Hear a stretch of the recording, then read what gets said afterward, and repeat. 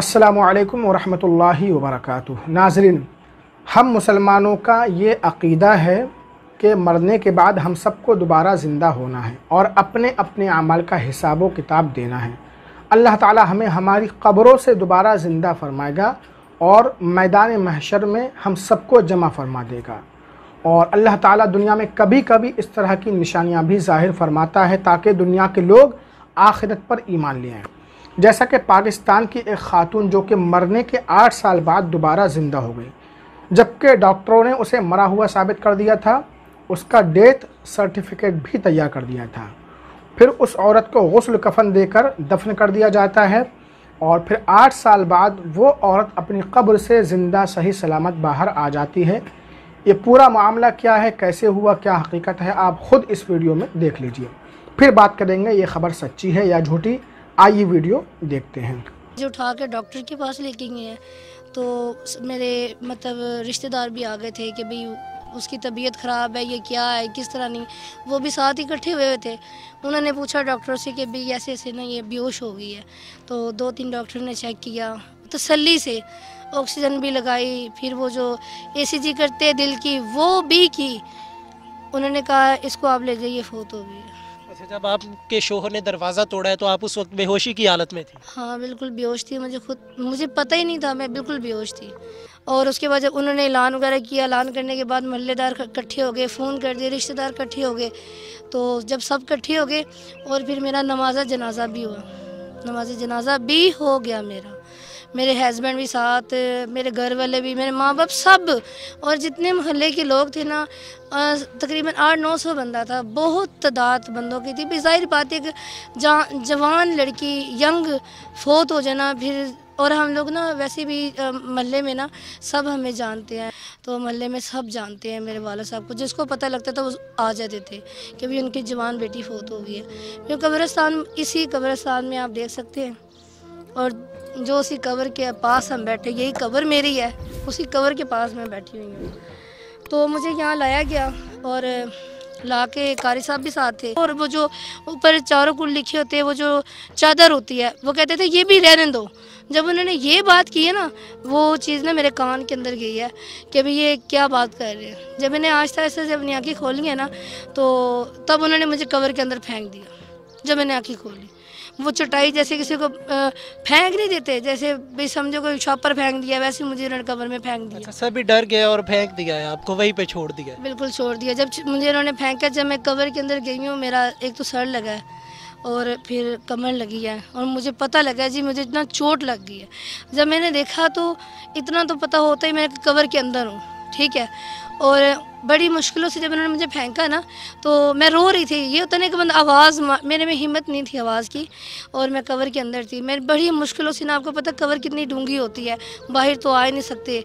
तो बड़ी मुश्किलों से ना मैंने, जैसे कहते हैं भाई, वो कफन सारा मैंने पहना हुआ था, ठीक है। वो कफन मैंने थोड़ा सा भी नीचे किया, वो थोड़ा सा यहाँ तक बांध के अपने बाजू लगा ले, तो भाई बहुत ही मुश्किल से पाँव लगा ले।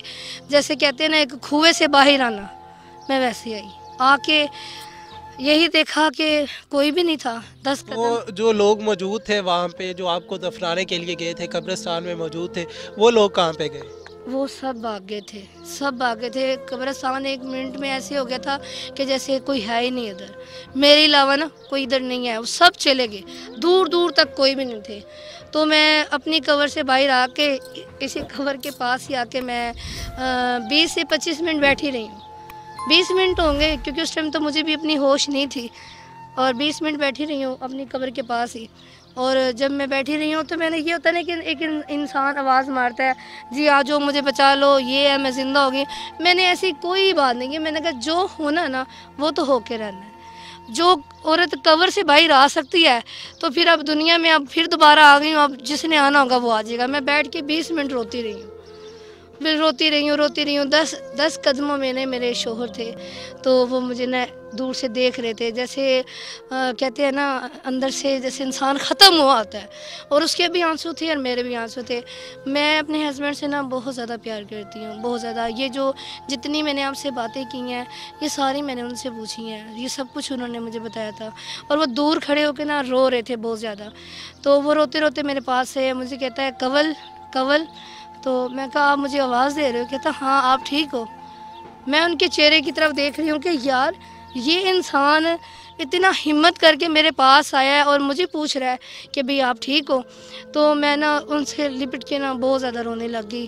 तो मुझे कहते ऐसे परेशान ना हो, क्या बात है क्या नहीं है।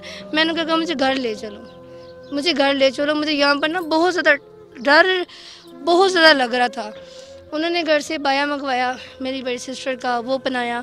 और आप देखिए एक जनाजा जो 4 बंदे लेके आए, और हमारा जो प्यार था, एक इंसानियत नहीं कि भाई चलो हम पूछ लेते भाई कि क्या वाक़या है क्या नहीं, भाई क्या नहीं, कारी साहब पूछ लेते, नहीं वो सब भागे। एक शोहर थे जो मेरे से इंतहाई से ज़्यादा प्यार करते, मैं भी उनसे बहुत प्यार करती हूँ। और उन्होंने मुझे पूछा, फिर मैं घर गए। घर जब गए हैं तो मेरे घर वाले सब फिर भाग गए, मेरे मम्मा पापा सब भाग गए, मोहल्ले वाले सब भाग गए। नाज़रीन, जैसा कि आपने वीडियो में देखा कि ये औरत खुद बता रही है कि 8 साल बाद कब्र से किस तरह ज़िंदा वापस आ गई। इसकी बातों से तो ऐसा लग रहा है कि ये सच बोल रही है और ये अल्लाह ताला की कुदरत है, मरने के बाद भी लोगों को ज़िंदा फरमाता है और फरमाएगा।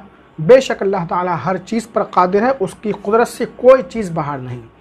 और असल सच्चाई हकीकत तो इस औरत के घर वाले और आस पड़ोस के लोग ही बता सकते हैं, जो कि ख़ातून की इस वीडियो में नहीं है।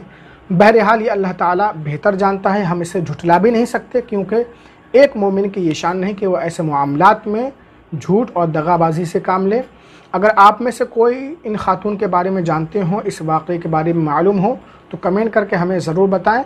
अल्लाह ताला हम सबको नेक बनाए और ख़ात्मा ईमान पर फरमाए। अस्सलामु अलैकुम व रहमतुल्लाहि व बरकातहू।